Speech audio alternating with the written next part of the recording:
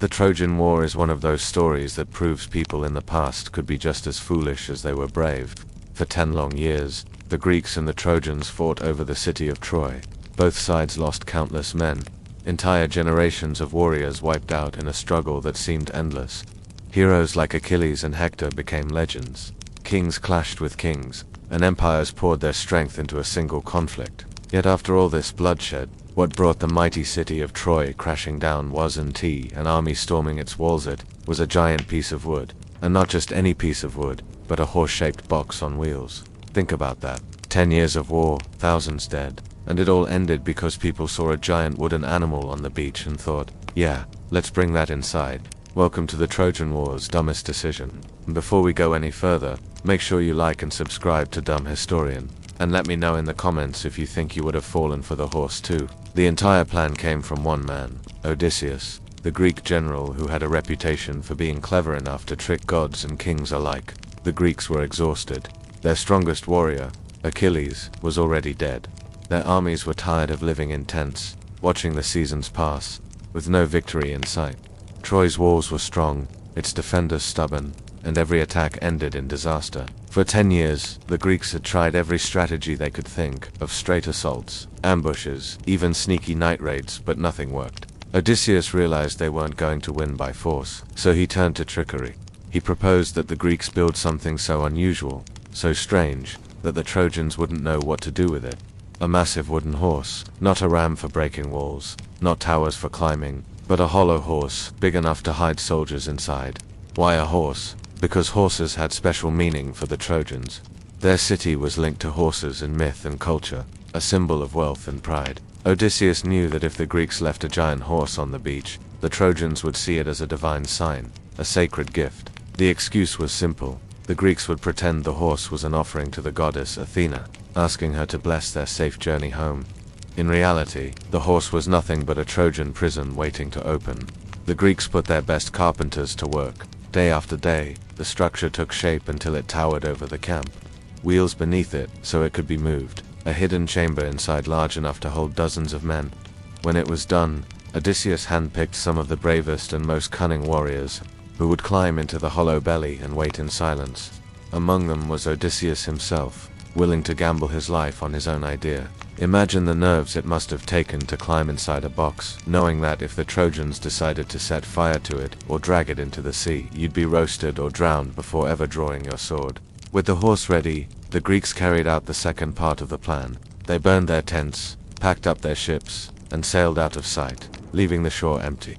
To anyone watching from Troy's walls, it looked like the war was finally over. The Greeks had given up, left behind a massive gift, and gone home. After 10 years of endless fighting, the Trojans could hardly believe their luck. The war was done, their enemies defeated not by battle, but by exhaustion. And right there on the sand, sat the strange horse, a puzzle waiting to be solved. From the Greek perspective, it was genius. They had turned their failure into bait. They knew the Trojans were desperate for hope, desperate for an end to the misery. The horse was like a spark thrown into dry wood, ready to set fire to their curiosity and pride. To question the gift too deeply would seem ungrateful to the gods, and Odysseus had made sure the lie pointed directly at Athena, one of the most feared and respected deities of the time. By wrapping their trick in religion, they made it nearly impossible for the Trojans to ignore. After all, no king wanted to be remembered as the fool who insulted the goddess of wisdom and war. But if the Greeks were cunning, the whole scheme also shows just how fragile kings and rulers could be in the ancient world. Imagine being the Trojan leaders, standing on the walls, staring at this massive wooden beast. They had survived 10 years of war, lost their sons, brothers, and friends.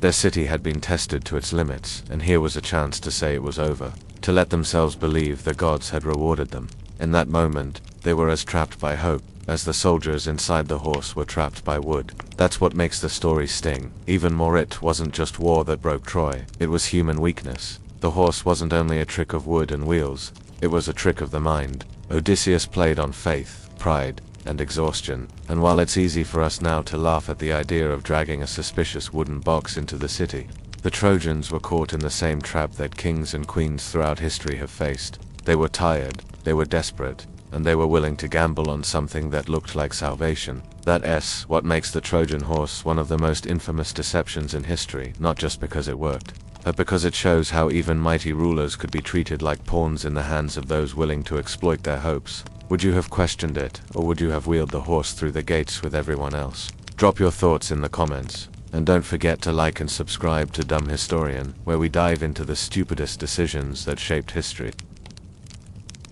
When the Greeks sailed away and left the horse behind, the Trojans thought their decade of misery was finally over. Imagine the scene: men pouring out of the gates, women leaning over the city walls, children running down to the shore. The enemy camp, which had loomed like a permanent scar for 10 long years, was now nothing but ashes and empty ground. The Greek ships were gone, their sails fading into the horizon. To the Trojans, it looked like deliverance. They had resisted the greatest armies of their age, endured endless bloodshed, and now, at last, they had won.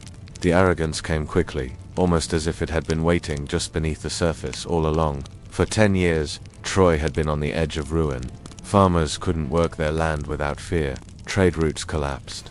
Every family in the city had lost someone: fathers, brothers, sons who had gone out to fight never came back. Yet now, with the Greeks gone, the Trojans turned their grief into pride.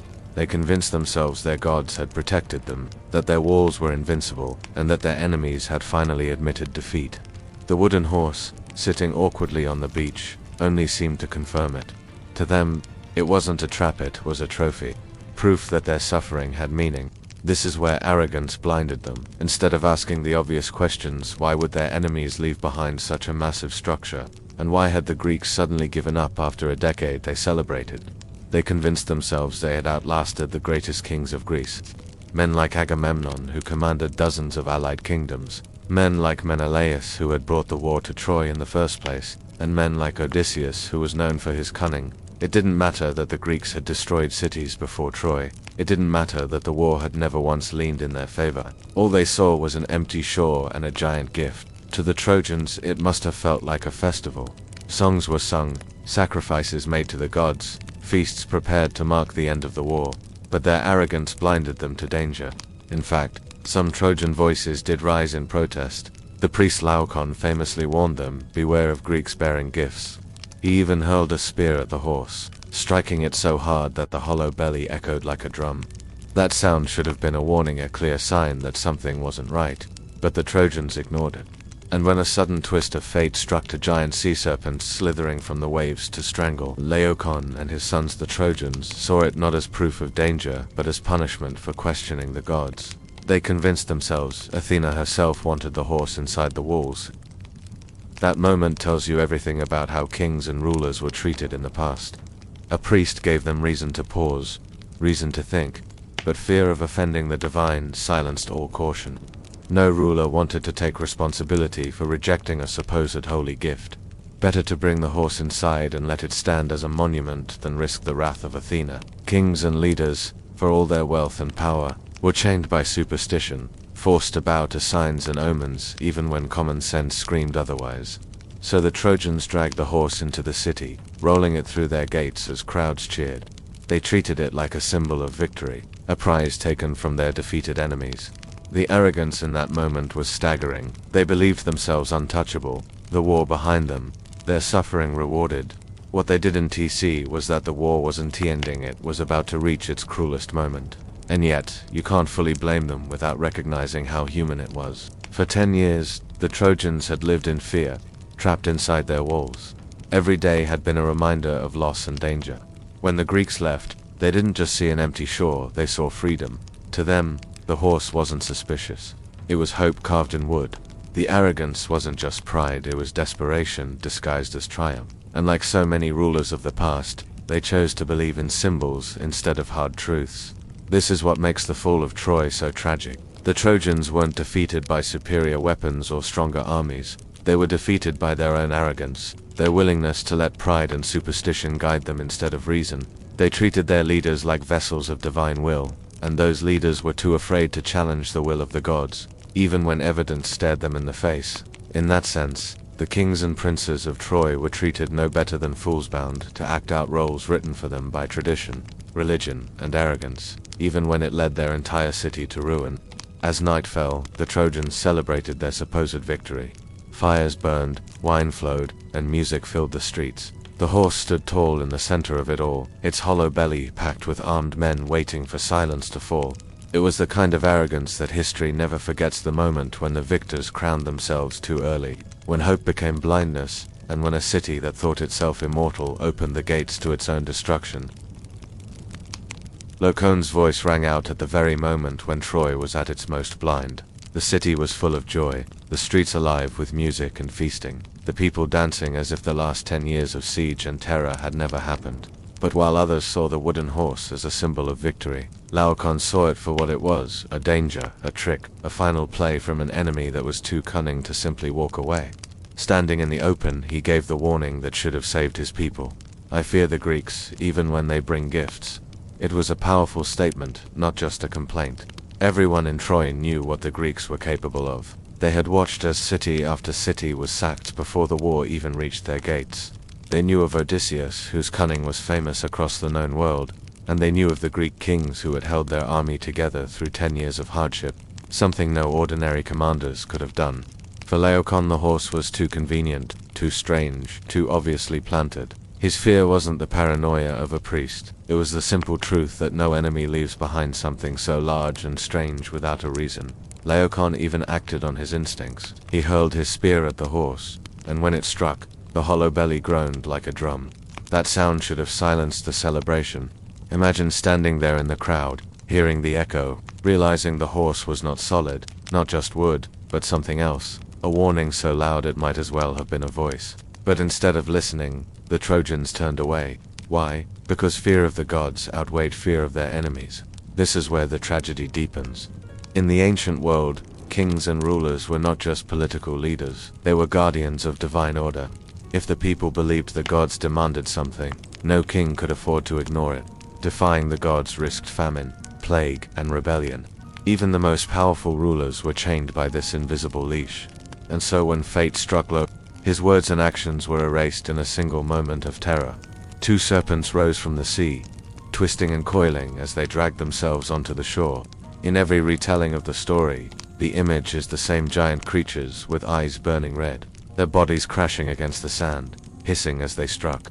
They wrapped themselves around Laocoön and his sons, crushing them in front of the horrified crowd.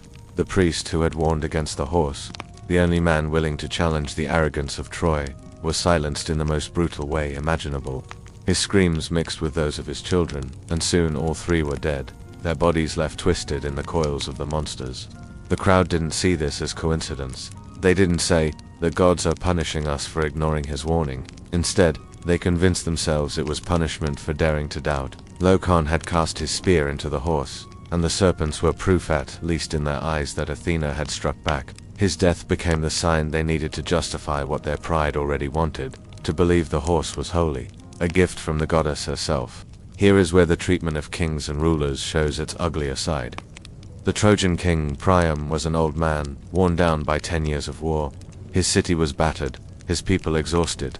He should have been the one to make the hard decision. He should have said, "The risk is too great. Leave the horse outside the walls." But Priam, like so many rulers of the ancient world, was a prisoner of his people's expectations. If he defied what they believed was the will of the gods, he risked being seen as a blasphemer, unworthy of the throne. Imagine the position he was in: an old king trying to hold together a city on the edge of ruin. And now the gods seemed to speak with violence. Could he really stand up and say no? So he gave in, not because he didn't suspect danger, but because he had no choice. This is the part of history we often forget. Kings were treated like gods, but they were trapped by that same illusion. They had wealth, armies, palaces, and gold, yet they were powerless against superstition and the crushing weight of expectation. Priam could not stand against the wave of belief that swept through his people after Laocoön's death, and so the Trojans dragged the horse into their city. They did it with joy, with music, with the sense that their suffering was finally over. They saw the serpents as divine judgment, but instead of learning fear, they learned arrogance. They believed their victory had been blessed by Athena herself. Every warning was buried under the weight of superstition, every doubt silenced by fear of offending the gods, and every hesitation crushed by the hunger for triumph after so many years of pain. It's easy for us to look back and laugh at their stupidity. A hollow horse, loud enough to echo when struck, dragged into the heart of a city that had already survived 10 years of war, it seems absurd. But when you look closer, it wasn't stupidity alone. It was desperation mixed with arrogance, and fear of the divine mixed with blind trust in tradition. The people of Troy weren't fools. They were exhausted, broken, and desperate for hope, and their rulers, bound by the same chains, had no choice but to follow the tide. The image of Laocoön dying in the coils of the serpents became one of the most haunting warnings in history. The man who spoke the truth, who dared to challenge the illusion, was silenced not by his enemies but by the very gods his people worshipped. And the irony is that by treating his death as divine judgment, the Trojans sealed their own fate. They turned a warning into permission, and by dragging the horse through their gates, they opened the door to their own destruction. That moment captures how kings and priests, no matter how high they stood, were often treated as pawns by forces they couldn't resist. Priam ruled a city of wealth, power, and beauty, but in that instant, he was as powerless as a beggar. He bowed not to reason but to fear, not to strategy but to superstition. The kings of the past may have worn crowns and commanded armies, but when faced with the weight of divine signs, they were treated as little more than slaves to fate. And so Troy rejoiced as night fell. The horse stood in the center of the city, its wooden belly hiding armed men, silent and waiting. The streets were alive with wine and music, while the echo of Laocoön's warning still lingered in the air, ignored and forgotten. A king too old and weary to resist, a people too eager to believe, and a priest silenced by serpents. That was all it took to turn a city of stone into a graveyard. And just when the Trojans were teetering between doubt and celebration, when the warning of Laocoön still echoed in their ears, but the joy of supposed victory had already begun to wash over them, the Greeks played their final and most dangerous card, deception given flesh. His name was Sinon, and he was the kind of man wars are often decided by, not a king, not a warrior of great strength, not even a general, but a liar with enough skill to twist belief into chains. Sinon was left behind deliberately. The Greeks knew the horse would not be enough on its own. They had seen how cautious the Trojans could be, how suspicion had already taken root among them. They needed a voice to steer that suspicion away, a story to cloak the trick in the garb of divine favor. So Sinon, beaten and bloodied in appearance, was found by the Trojans, captured, and dragged before their king. And there he spun the kind of tale that could bring a proud city to ruin. He began with humility, presenting himself not as a warrior, but as a victim of Greek cruelty. He claimed he had been chosen as a sacrifice, condemned to die for his own people. He spoke of Odysseus, that master of lies, as the one who sought his death, and in doing so, he placed himself before the Trojans, not as an enemy but as a fellow sufferer. He cried, he pleaded, he made his voice shake at all the right moments. And the Trojans, drunk already on the dream of victory, listened. To a weary city, his words were honeyed. He told them the horse had been built as an offering to Athena, a sacred gift to replace her stolen statue, the Palladium, which the Greeks had taken from Troy earlier in the war. The Greeks had built it large, he said, so that the Trojans would never be able to bring it within their walls. Because if they did, Athena herself would bless Troy, and the Greeks would never conquer it. This was not just a lie to his genius. It didn't only soothe their doubts, it twisted their pride into the very weapon that would kill them. Think of Priam, sitting on his throne, listening to Sinon's words. This was a king who had suffered the deaths of sons, who had watched his city burn and rebuild again and again for 10 years. A man too old to fight, too weary to hope, yet desperate for some sign that it was all over. Sinon offered him exactly that. He gave him the illusion of divine favor, of a goddess once again on Troy's side. And Priam, like so many rulers of his age, had little choice but to bow before the will of the gods, even when it came from the mouth of an enemy. But it wasn't only Priam. The people themselves leaned into the lie. They saw Sinon as proof of Greek weakness, a deserter, a man who had broken under the cruelty of his own commanders. They pitied him, and pity is a dangerous weapon in politics. Once you see your enemy as a victim, once you start believing their suffering makes them harmless, you open the door to betrayal. And the Trojans, in their arrogance, let him walk free. They gave him the stage on which to play his role, and he played it so well that by the time he was finished, the wooden horse had been transformed in their minds from a threat into a blessing. This moment tells us much about how rulers, kings, and priests were treated in the past. They were not masters of their fates. They were prisoners of narrative, bound by what their people wanted to hear and what they feared the gods demanded. Priam could not ignore Sinon's story without risking rebellion. If the people believed Athena had sent them a gift, then Priam refusing it would mark him as a blasphemer. In the ancient world, no crown was heavy enough to protect a king from that accusation, and so the lie spread through Troy like fire. The warnings of Laocoön were drowned out, his death by the serpents now seen as proof of his error. The sound of the spear echoing against the hollow belly of the horse was forgotten, replaced by Sinon's words about sacred offerings and divine favor. Even the sight of the Greeks' camp, empty and abandoned on the shore, seemed to confirm his story. They believed their enemies had sailed away in defeat, leaving behind this strange gift as a final act of appeasement. The tragedy of this moment is not just that Troy was fooled, it is that they fooled themselves. Human beings will always prefer the story that gives them hope over the truth that fills them with fear, and kings, however mighty, are no different. Priam, lord of a city that had withstood 10 years of siege, became just another man desperate for good news. He believed because he needed to believe, and that need was stronger than reason, stronger than memory, stronger even than the cries of a dying priest crushed by serpents. Sinon's success also shows us something ugly about how kings and nobles could be treated in their own courts. They might have wealth, soldiers, and crowns, but all it took was the right story told at the right moment to strip them of judgment. Their thrones were gilded cages, their crowns heavy chains. Priam could not defy his people, nor the gods they claimed to serve, and in the end, it was a beaten, ragged spy who dictated the fate of his city, not its king. As night drew near, the horse stood tall within the walls of Troy. The people cheered, wine flowed, and feasting began. They thought themselves clever for having outsmarted the Greeks, for dragging into their city what they believed was a symbol of divine blessing. The irony was so cruel it almost feels designed by the gods themselves. Inside that hollow belly, Greek soldiers lay silent, waiting, their swords sharpened, their minds clear, and outside, a city celebrated, blinded by arrogance and chained by superstition, led to ruin by the tears of a liar named Sid. That was the true genius of the Greek plan.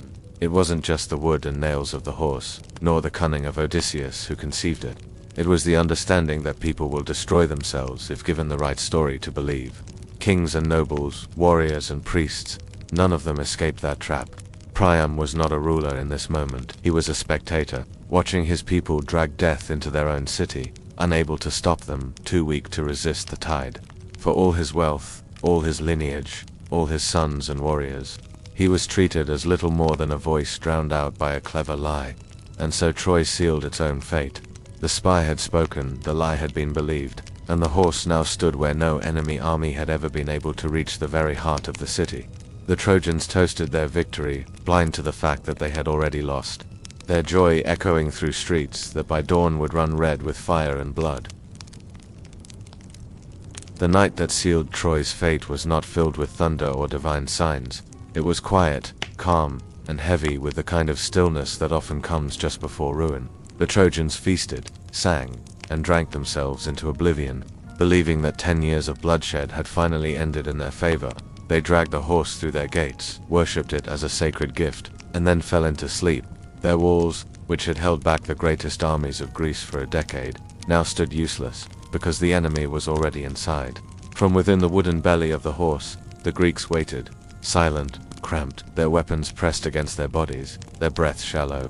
They knew that every second counted, that one cough, one clatter of armor, could undo it all. But they also knew what awaited them, the greatest victory in their history, a city that had mocked them for 10 years, finally about to fall. And so, hour after hour, they stayed hidden until the sound of Troy's celebration faded into the silence of drunken sleep. Then, under the cover of darkness, the trap was sprung. The hatch in the horse opened, and one by one the soldiers climbed out, their eyes adjusting to the dim torchlight. Odysseus, Menelaus, Diomedes, and others who had survived a decade of war now moved like shadows through the city. They headed straight for the gates. For all the strength of Troy's walls, its safety was undone by a single unlocked passage. The Greeks threw open the gates, and outside, their comrades who had never sailed away but waited silently in their ships marched into the city. Troy was asleep, helpless, blind. By the time the first flames rose, by the time the screams began, it was already too late. Greek soldiers flooded the streets, cutting down guards before they even knew they were under attack.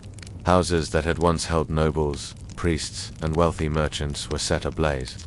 The temples that the Trojans thought would protect them became dead, their statues of gods staring blankly as men, women, and children were struck down at their altars. Priam, the king of Troy, once mighty and proud, found himself reduced to a broken old man. He tried to cling to the last shred of his authority, dragging his frail body to the altar of Zeus, hoping for divine protection, but the gods who had watched the war like spectators in a game did nothing. Achilles' son, Neoptolemus, found Priam there. The old king begged for mercy, but mercy was a word unknown to the Greeks that night. Neoptolemus cut him down where he stood, staining the sacred ground with his blood. A king who had once ruled one of the richest cities of his age was slaughtered like an animal at his god's own altar. This was what it meant to wear a crown in the ancient world. No promise of dignity, no guarantee of respect, only the constant threat that one day everything could be ripped away. Hecuba, Priam's queen, was dragged from her palace, her sons dead around her, her daughters torn from her arms. Cassandra, the princess cursed with the gift of prophecy no one believed, had screamed of this moment for years, but when it came, she was powerless to stop it. She was seized at the altar of Athena and taken as a slave, her warnings proven true only when it was far too late. And Andromache, widow of Hector, the city's greatest defender, was carried off with her young son, knowing that the boy's noble blood made him too dangerous to live. The Greeks hurled the child from the walls, his body dashed upon the stones below, so that no heir of Troy would ever rise again. The nobles of Troy, the men who had once strutted through marble halls and commanded armies, were stripped of their wealth, their titles, their lives. They were slaughtered or enslaved, treated as little more than spoils of war. Their crowns, their rings, their fine robes, none of it saved them. To the Greeks, they were trophies to be divided, just as the city itself was looted and burned, and the common people, who had believed they were safe behind their walls, suffered no less. They were herded into chains, their homes turned to ash, their temples desecrated. The fall of Troy was not just a military victory, it was a humiliation, a reminder that in the ancient world, no matter how rich, how noble, or how sacred you thought yourself to be, you were only ever one night away from ruin. Kings could be butchered on temple floors, queens could be stripped and enslaved, princes could be hurled from walls like trash, and the gods, the same gods people prayed to for protection, stood aside and let it happen. Odysseus, who had thought up the horse, watched as the plan bore fruit. Menelaus, who had crossed the sea to reclaim his stolen wife, finally found Helen among the flames. Legend says he lifted his sword to kill her, enraged that she had brought so much death upon Greece, but her beauty stayed his hand, and instead of killing her he dragged her back as his prize. Even here, in the smoking ruins of Troy, women were reduced to possessions, their fates tied not to their own choices, but to the whims of men who claimed them as spoils. The Greeks showed no restraint.